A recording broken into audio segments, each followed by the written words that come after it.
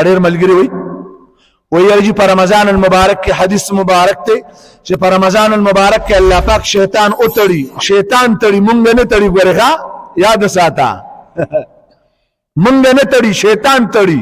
مونږ خو فري یو که نه، فارغ یو.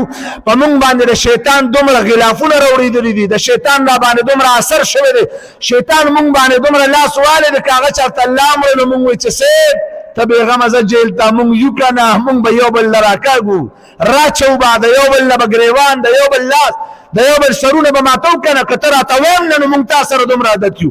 تا په شپېلي عادت کړو چې ته څنګه 11 میاشتې د انسان دومره عادت دی.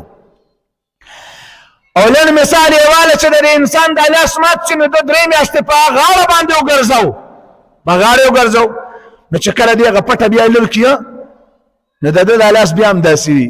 نو بیا ورته ډاکټر ویل لکه ورزش ورله کوه، داسې داسې کوه، وایي داسې داسې کوه.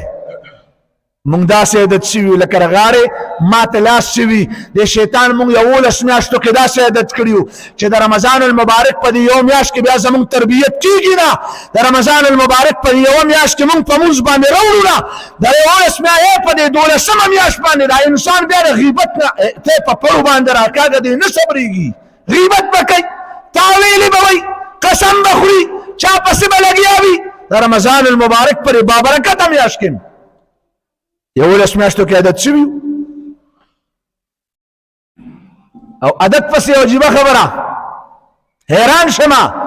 یو سړي ته ویل که دا موبایل د لاس کې یاره جي بس سمه عادت کړی یم یار څوک یار نو بس ماشوم یې 2 میاشتې په غېږ کې واغېشت، ماشوم په غېږ باندې عادت شو، غېږ نه کوزېږي نه، مور له ورځي نه، خور له ورځي نه، ماما له ورځي نه، چې د داجي نه تپوس کوي که دا ماشوم د هر وخت په ترقي کړي.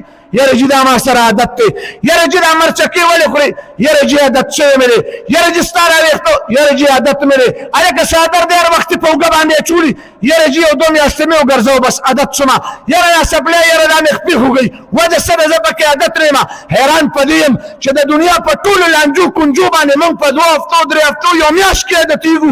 کله چې د رمضان المبارک دا میاشت راشي او دا انسان پکې عبادت کوي او بیا ماښام له پې پروت وي، بیا پکې سهار پروت وي، بیا پکې ماښام پر بیا مازدیګر پروت وي.